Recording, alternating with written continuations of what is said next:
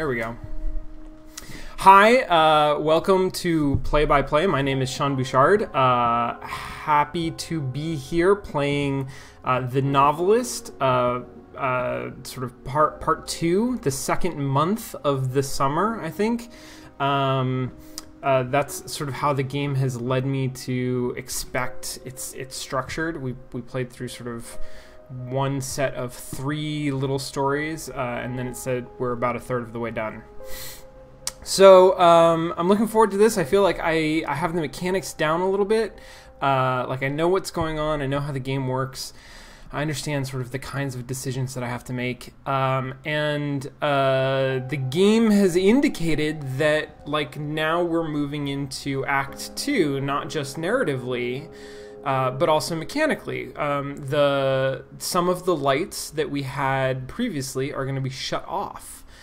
So we're actually not going to be able to move around the house as easily as we're used to, and that's going to be a little bit more of a challenge, I think. The stealth mechanic may be a little bit more challenging. And I also sort of expect, I mean, we'll see, but I expect the emotional intensity of the narrative to ramp up. So far, it's been difficult to make some of these decisions, but it hasn't been like heart-wrenching, and if this is done really well, I would expect the decisions to start to get heart-wrenching at this point. We'll see. All right, I am gonna do the story so far. I love this feature. We saw this a little bit when Thanarod played Alan Wake last week on the Sunday Game Club. This idea that the game actually includes sort of self-summary in the style of a TV serial, I find super interesting, and obviously it's done a little differently here.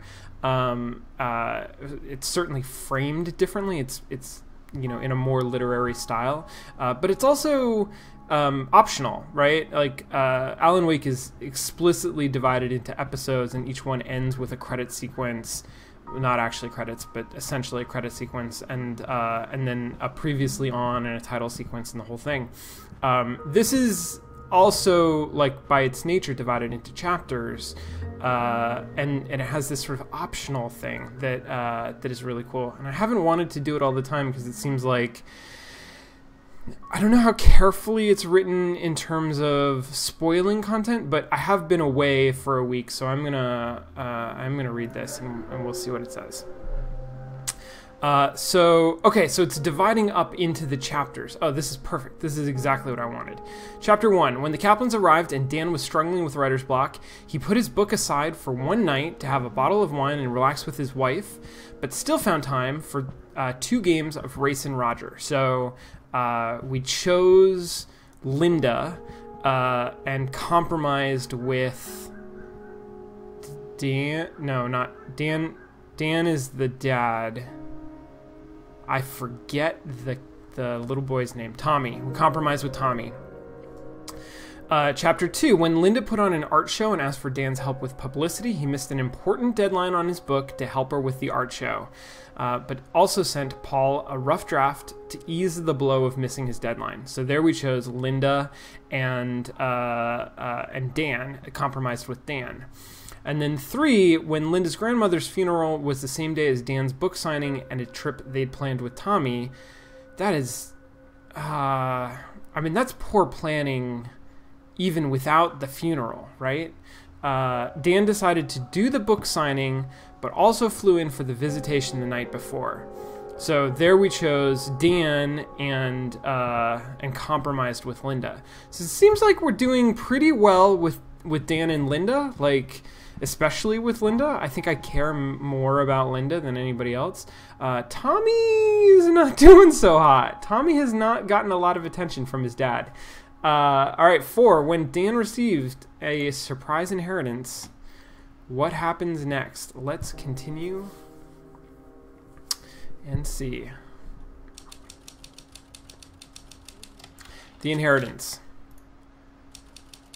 Oh god, I hope I remember the controls of this game. Dan got a letter with some surprising news. He had inherited something. Oh, I love that it tells me what the controls are.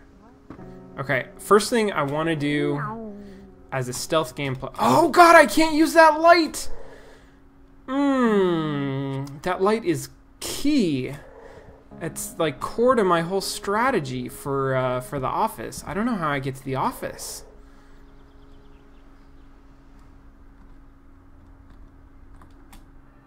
Okay, so I can, as we know, I can go into people's memories and find the things that they're thinking about.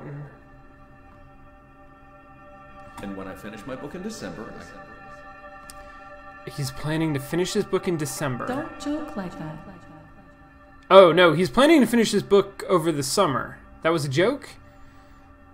I think he's planning to finish the book over the summer.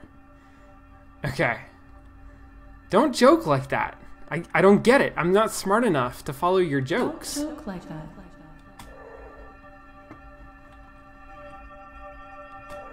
Whoops. Wait, can't I, how do I look at this person here? Can I not?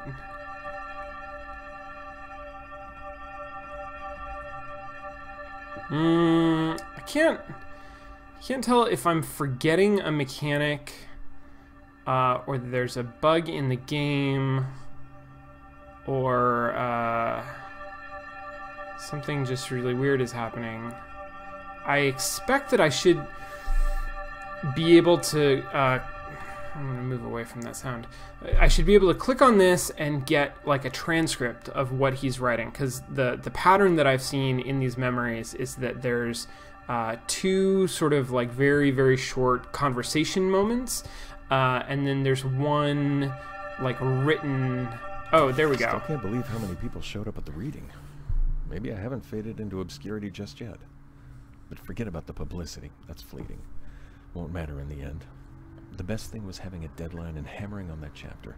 I think I finally evened out the voice. And I think Scott's backstory is finally settled. Never underestimate the motivational power of potential public humiliation. God, isn't that true? So one thing that I don't think we've actually talked about is at least some of the content in these memories, or some of the content in the game in general, is like pretty nicely reactive to the decisions that we make. This feels like, you know, maybe if we had chosen or compromised with him, I don't know what the compromise with Dan would have been, but like maybe it's possible that either of those options would have gotten us this content, but clearly if he hadn't gone to the reading, this wouldn't make any sense. So there would be some other content that was here. And it's sort of the sense that I get from the game is that it is, it's differentiating at like all three levels. If you choose somebody, then there's content that reflects that choice. And if you compromise with somebody, there's content that reflects that choice. Now, of course, this is just reflective content. This isn't content that talks at all about the current situation of the inheritance. And I think that might be a pattern as well. I'll have to keep an eye out for that in the future, because I think that's the way that this is working. And then my expectation then is that there will be objects around, like letters and diaries and things like that, that will talk more about the inheritance. Is this still the same? Yeah, I think. Oh, yeah, no, that's the same. Does it float? Do I float? Am I floating? Holy shit, I never noticed that I float. I, like, am super a ghost. Okay. Alright. Oh, I can't use that light either. Oh, boy. Oh, boy. How do I get out of here, then? Oh, I can't. Like, I have to expose myself. So, I think that's exactly what's happening, is that this new introduction of lights that are off is creating situations where, to get to where I want to go, I actually have to expose myself briefly, but it's no longer like totally safe for me to just zip around the house wherever I want. I have to have a better sense of where people are, so that I know I can go like just a few feet without attracting attention. What about your rocket? What about your I rocket? already played with it. Oh my god, I couldn't possibly play with the same toy more than once. Tommy, you are not doing a lot to endear me to you. I'm just saying, like, I know it's tough. I know it's a hard summer.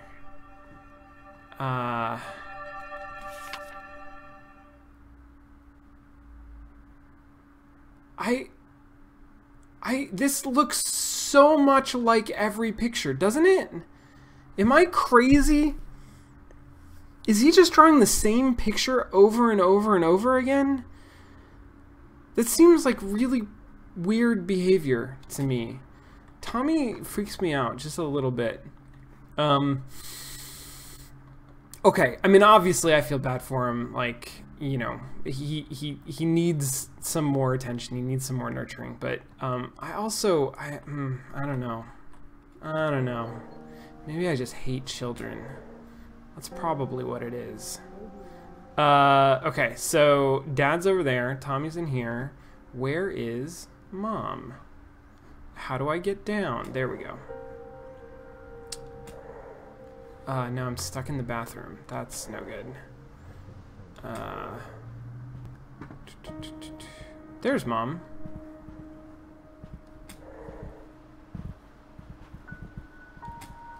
Oh, right, I can read people's thoughts. I'm glad I didn't try to go there then. I'm going to take advantage of this moment to read whatever's on the table here. Whether your child enjoys arts and crafts, swimming, sports, recreation, singing, or exploring, they're sure to have a ball at Camp Emerald Lake. We know that every family has unique needs, and we strive to be as flexible as possible. Daily, weekly, and monthly packages are available in both sleepover and pickup options. What? Our lifeguards are fully certified, and every counselor is trained in the cutting-edge cardiopulmonary recitation. Really? You're just gonna spell out CPR like that? Okay. Our goal is fun, but our priority is safety.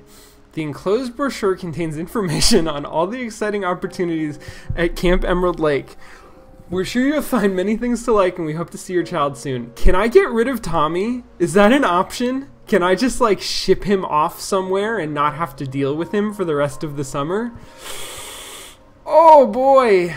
Oh, that seems like not something I should want to do. It's not really something that I want to do.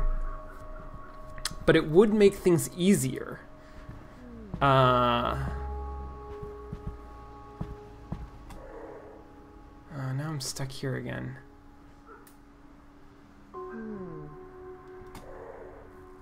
I don't really want to go into this study because they're both in there, I think. They are both in there. Wanted to see the plane so bad. Why didn't Daddy take me? Because he doesn't love you. I think coming here could really fix things.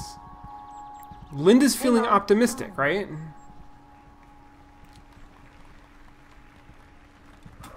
Can I just call out for a second the Hey Mom? Because one of the things that came up in the chat last week that we didn't get to in Q&A is how weird the interpersonal relationships, like, not relationships, the relationships are conveyed through, like, memories and journals, but the actual interactions between family members are extremely limited and kind of stilted. And this is one of the few examples that I can think of actually, like, a moment between two characters. They're sharing this space, but they They don't ever really interact. I think that's that's two things. It's a budgetary limitation, right? It's a production. It's a scope issue. It would be extremely complicated to map out the kinds of interactions that the characters could have, especially if they involved conversation that then would have to react to the decision, to the dynamic story and all of that stuff. Like that would be extremely complicated, and frankly the payoff for it is not high. Like it increases your immersion a little bit, it makes you feel a little bit better about the family, but it doesn't actually change the core features of the game, like the mechanical features, the systemic features. It would heighten immersion, absolutely. It would be nice. But it's not really core to the experience. It's not necessary, and it would be extremely expensive. And then the second thing is that potentially it's also distracting. The fact that the way that the characters move around the house is so predictable and so simple makes it a lot easier for me as this mysterious ghost figure to sneak around and snoop in other people's business, right? I can kind of guess where people are going to be, and they move around. They don't stay in one room for too long. They don't get caught up in conversations on the stairs where I'm afraid they're going to see me or anything like that. So I think it does both things. It serves a gameplay purpose as well as just a production scoping purpose. But obviously it also creates this kind of weirdness that's not adequately addressed by the game as to, I guess it's addressed thematically. There's distance between the characters emotionally, and so there's also this kind of weird, stilted interaction between them. That at least is tonally correct. It's in line with the rest of the game, but it does make them feel kind of unnatural, and I think that's a little harmful in a game where you want the player to feel sympathy with all of the characters, because all of the choices, the difficulty of those choices, is driven on the sympathy that you have for characters. Anyway. Is there stuff for me to explore up here? Yeah, look at this. Oh, sweet. Family reunion that must have been 15 years ago. Turns out he made his fortune by, get this, selling high-end pipes. The Sherlock Holmes kind, not the plumbing kind. Nice. He must have been a hell of an interesting guy. I mean, he found a niche and made his way in the world. You have to respect that. It makes me wonder, am I giving everything I have to this book, or am I leaving myself an out? It isn't announced yet. I could always pull the plug. Ooh. I'd never get another advance again, sure, but there isn't a gun to my head. Unless I put one there. Metaphorically, of course. That's not foreshadowing, right? The book isn't announced yet, but they had a reading? Is this a letter from a while ago? I'm guessing Rick is the person... Anne. Who died. died. And ask you, who is this Ryan that Mom mentioned on the phone? Someone new? Are you trying to keep it a secret, or did it just slip your mind the last time we talked? Spill it. Things here are moving along, I guess. When we came up, I thought it would be great to have more dedicated time to paint, but I didn't realize it would be so isolating. I miss having more people around and having new ideas floating about. I got lucky in town last week, though. I found an artist co-op called Makeshift, and it seems really interesting. It's not too big, but there are lots of different types of artists there. I'll probably call and try to get more details. I don't remember if I told you this, but I've been thinking about going back to painting full time. Anyway, enough about me. Tell me what's up with you. Love, Linda. Thematically, obviously this game is very much about family relationships and priorities, but it's also very much about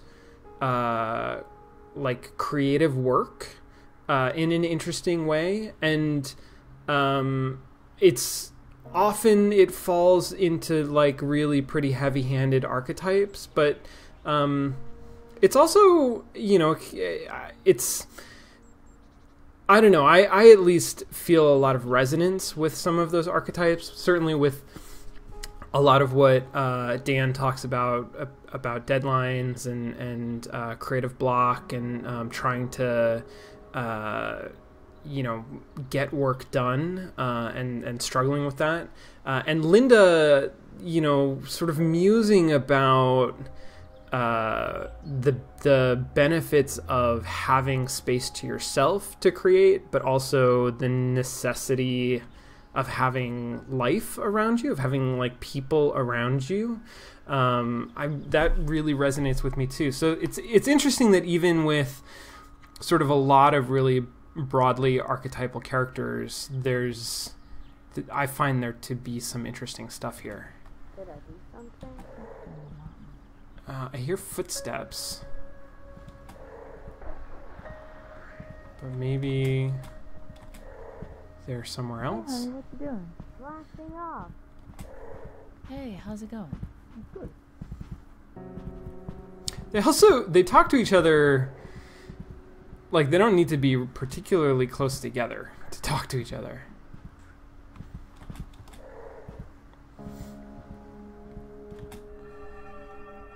They just sort of shout, "How are you doing?" from across the room. Is there something out there? The entire world's out there. Wow. Okay. Okay. I found that a little bit, I don't know, sappy? Hollow? I mean, I get the sentiment, but,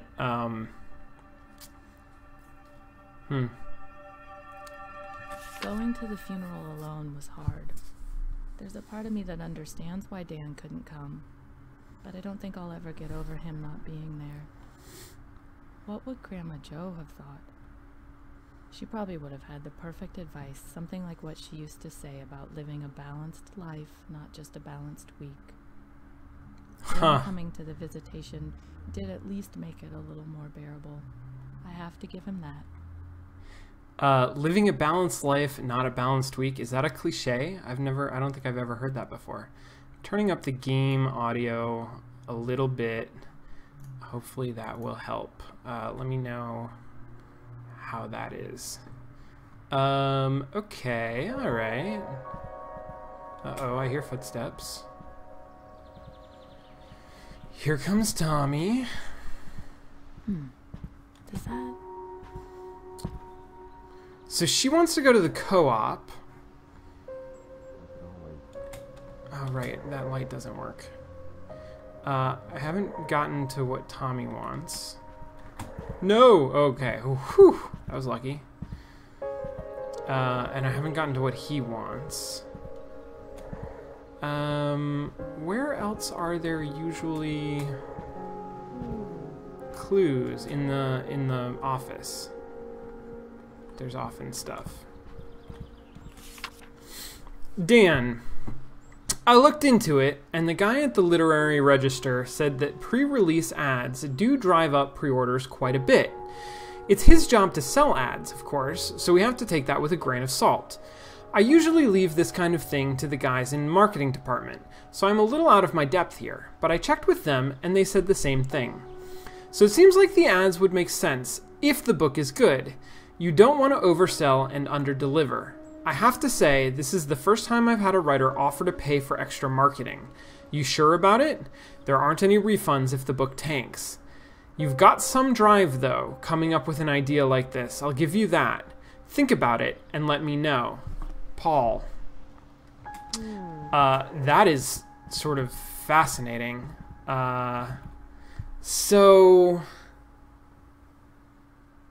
Okay, just narratively, I find this really interesting. Again, like, I don't know, I sympathize a lot with Dan. I sort of like he's not a very deep character, but I get him. And I do feel like this is 100% the kind of thing that I'm familiar with, this sort of like doubling down on creative work and the question as an artist of putting up your own resources to bet on yourself and how terrifying that can be. I find that really, really interesting and actually pretty compelling.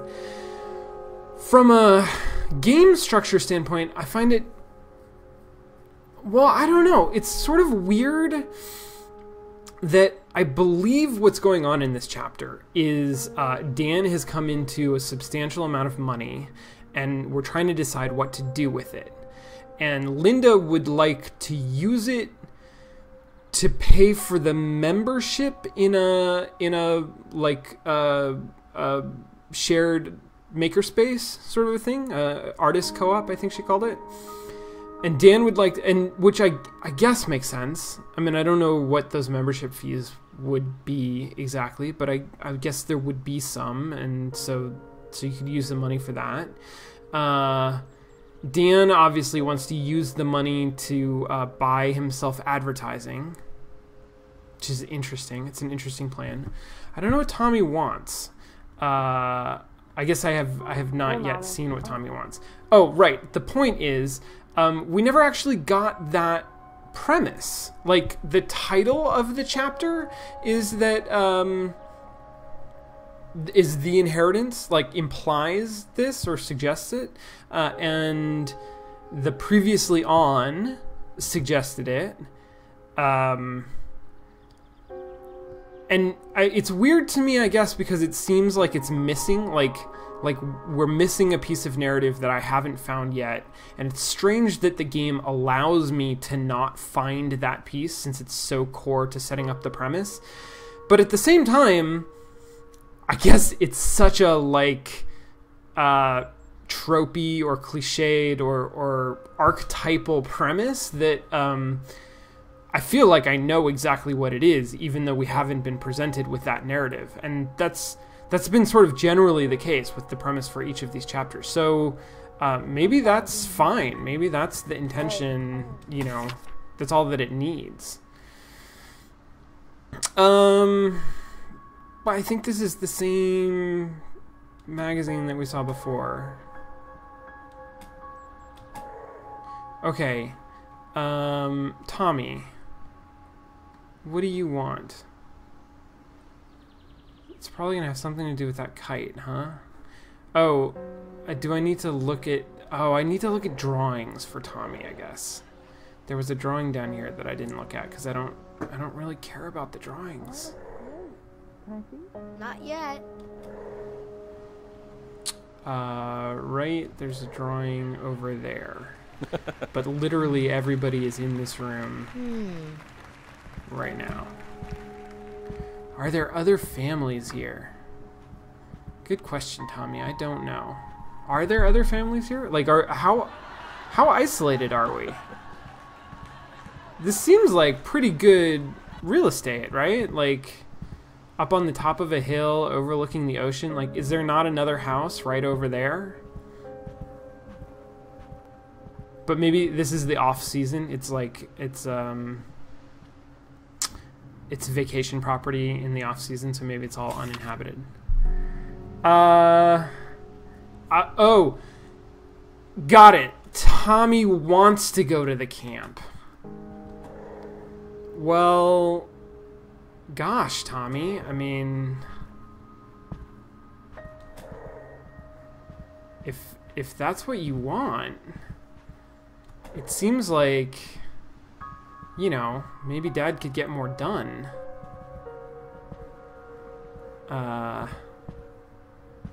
Right, okay, so the compromise there is, do we send him away for a week or a day, I'm guessing. Wish Daddy had helped me find more arrows. Oh, maybe that's not. Said they're swimming. Okay, do I need to find... what do I need to find?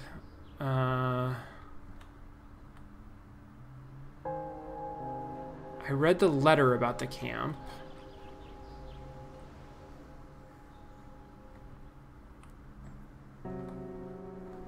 Everybody's in the living room, I think. Oh, these are all artifacts. Oh, shit. Whoops. Okay. That was lucky.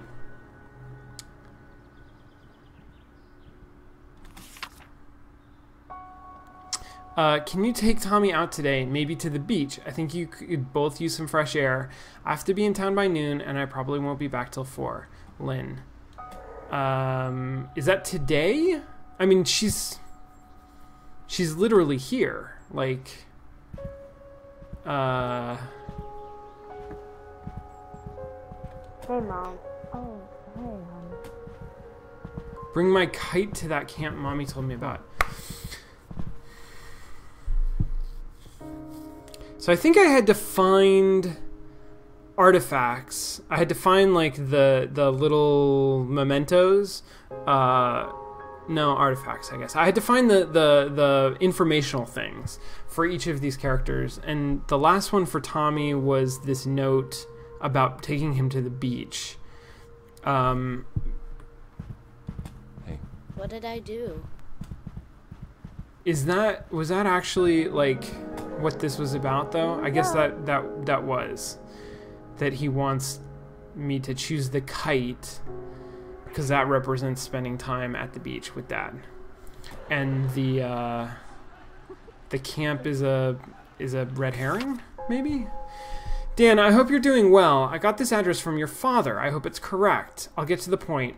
When your cousin Richard... Oh, here's the letter that I was supposed to find first.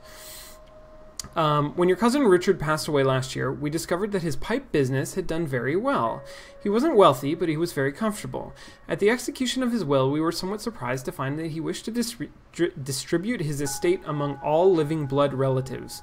He reserved the lion's share for his immediate family, as I'm sure you'll understand, but there was a portion allotted to you as well. Enclosed is a check for the full amount. I trust you will honor his memory by putting it to good use. Uncle Wayne.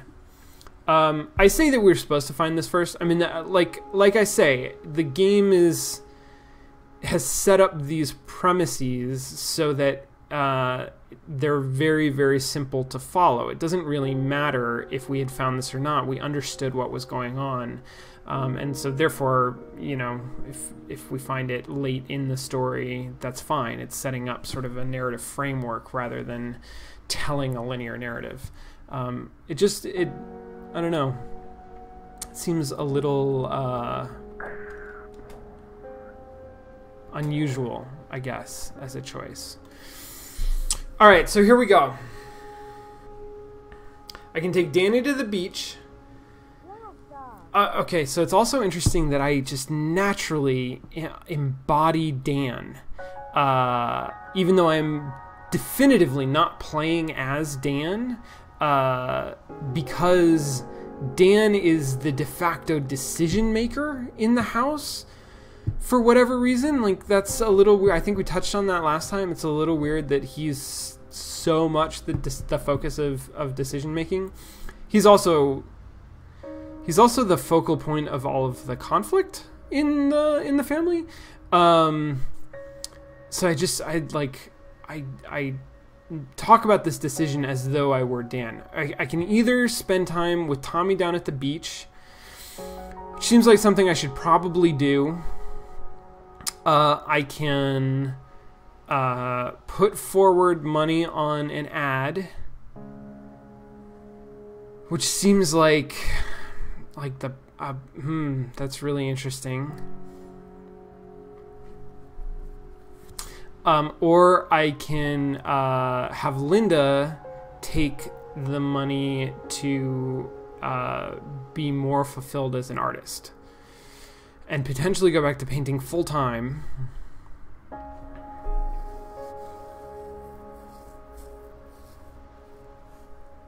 I feel like I should do the Tommy thing because I've ignored Tommy all summer.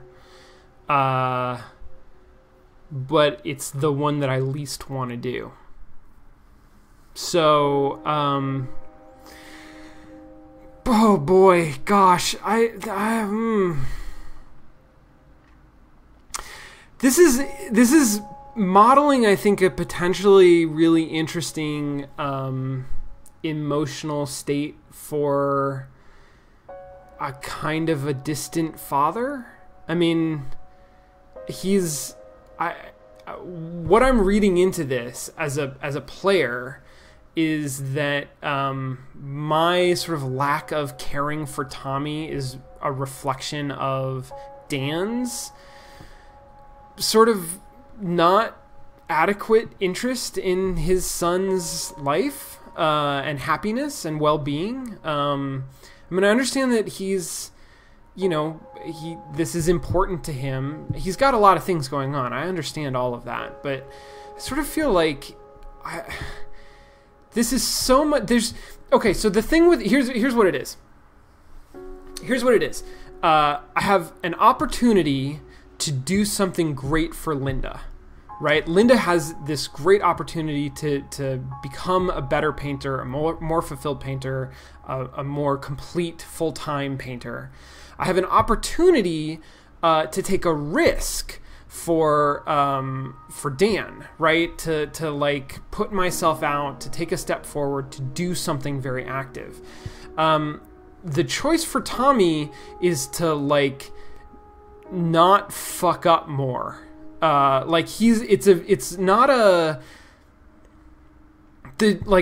Going and flying a kite with him on the beach doesn't feel like an opportunity to do something that I want to do. It feels like an opportunity to fulfill a responsibility that I am like shackled to, which is weird. Like, that's not how I feel like I should feel about my son, right?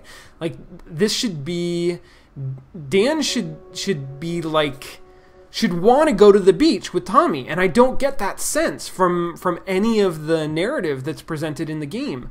It's a thing that, like, I'm sure that he'll say he enjoyed it if he goes and does it, but it's not something that's pulling at him the way that his novel is pulling at him, or even the way that his wife is pulling at him. Or no, maybe that's not true. Maybe it's just his novel that's pulling at him, and maybe that has to be that way in order to indicate how strongly each person is associated with the decision that they're making.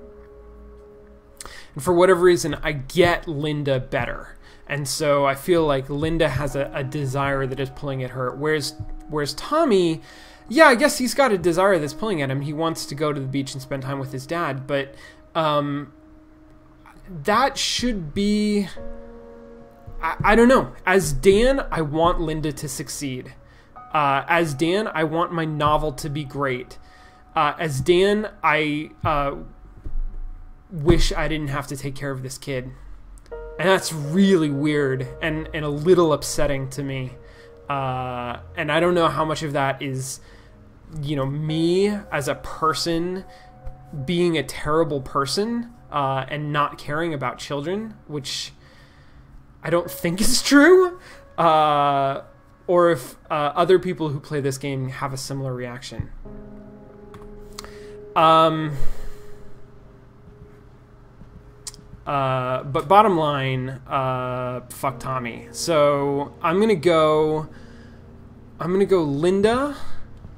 Oh no, I've done Linda for everything. All right, I'm gonna go Dan. Where's the office? This way. I'm going to go Dan and compromise, I think, with Linda. And Tommy is just going to have a really miserable summer. I'm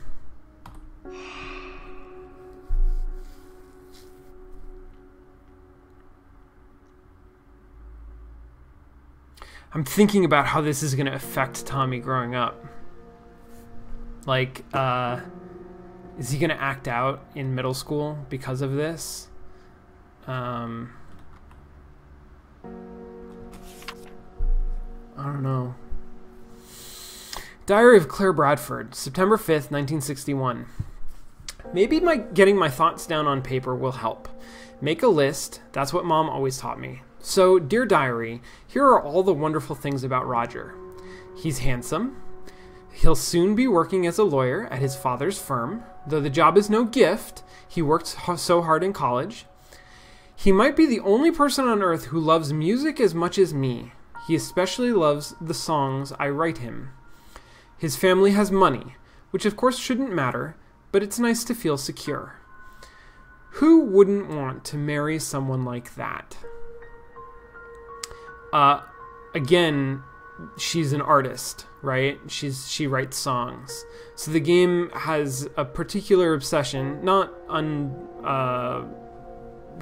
reasonably, I think, with characters who are creative, producers, who are artists. So 1961, I forget the dates of the original diary. I think it was the 40s. So we've skipped forward a bit. I also expect there to be 2 diaries, so I'm going to look around a little bit.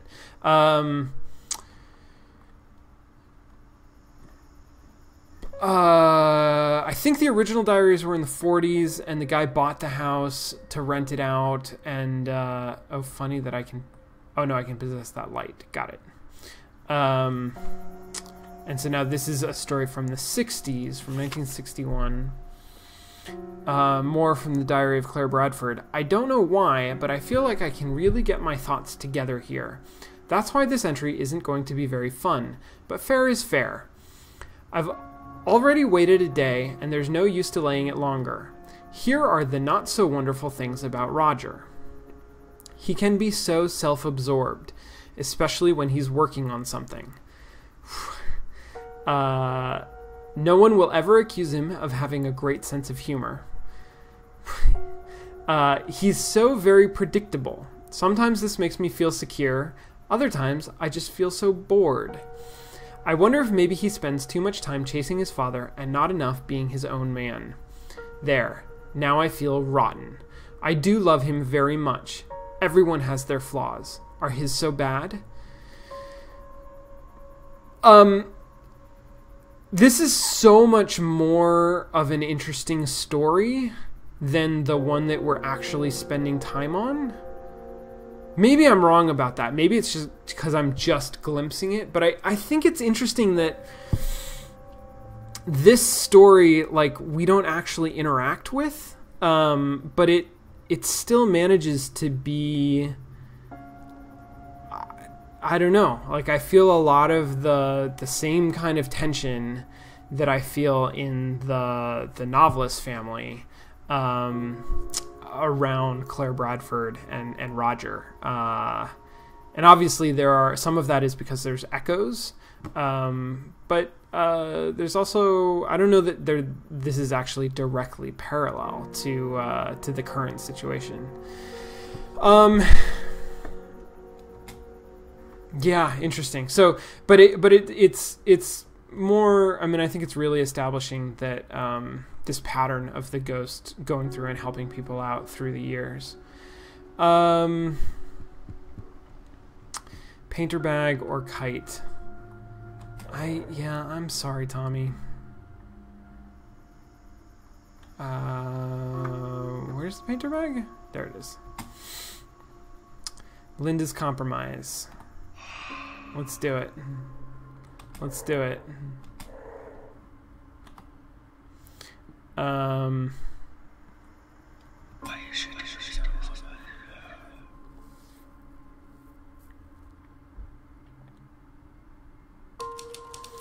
Dan decided to take some small part of his fate into his own hands and place an ad for his book in the literary register. He knew that by placing the ad, he was putting himself on the line to deliver a better book. The accountability jolted him, and for the next week he woke up each day with a newfound focus translated directly to the page.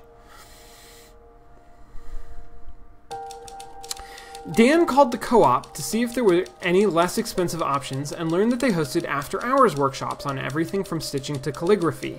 He offered to teach creative writing twice a month, and the extra money was enough to pay for Linda to paint at the co-op one day a week. Tommy Tommy didn't know much about the camp he'd heard his parents talking about, but he understood enough to know that there were other kids there to play with. He didn't understand why he couldn't go and show his kite to the other children, and the toy became a reminder of his isolation more than a source of joy. So it was about the camp? That's so confusing. I mean, I guess it doesn't need to be that confusing. It just, there's a degree less literalism than I thought there was. So Full House, a friend of Dan's was coming to visit, but he was actually a vampire. All right, I'm going to take a short break here and come back and play the next chapter of The Novelist. I'm looking forward to it. I will see you in just a minute.